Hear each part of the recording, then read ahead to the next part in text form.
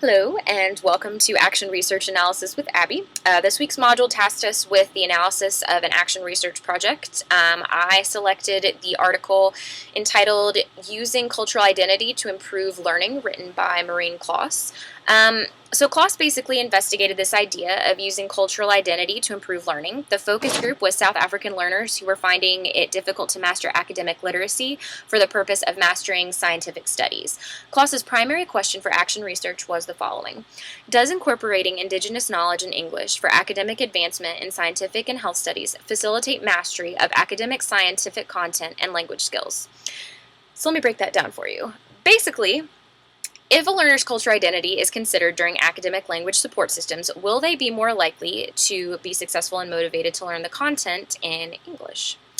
Klos hypothesized that if students are exposed to material in their native languages, and if they see evidence of their native culture in their studies, then not only will they show mastery of the content, but they will be more confident and eager to learn. The students will also be more inclined to gain the language skills necessary to continue to show success in scientific knowledge areas.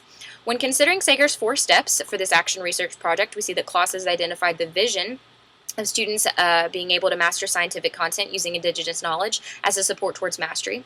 Klos also articulated the theory that if students were presented with indigenous knowledge, then they would not only be more likely to master the scientific content, but students would also become more confident and eager to learn and continue their learning in English.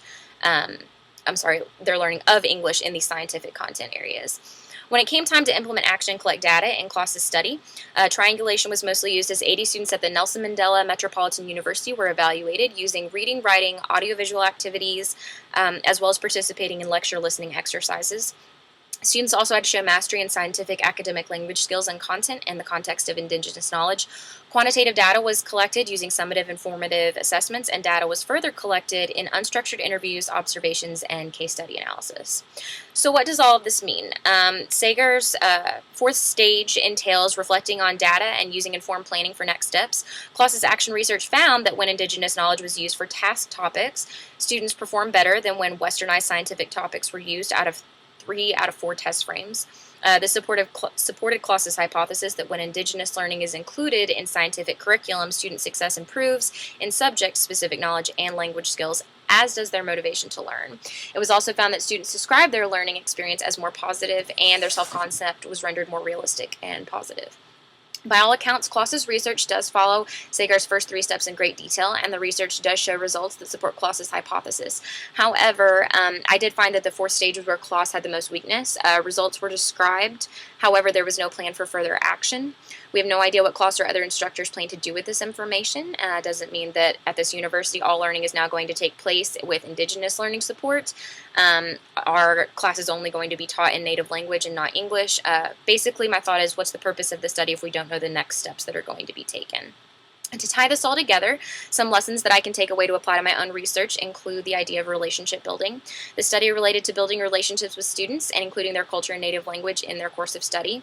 By doing this, students are more motivated and more likely to be successful. When implementing my STEM curriculum, it will be important for me to see where students want to take their own learning. I want to make sure that they are hands-on involved in our curriculum planning and activities. If I can make STEM more relatable and student-driven, then I feel that I'll see more success with my science content.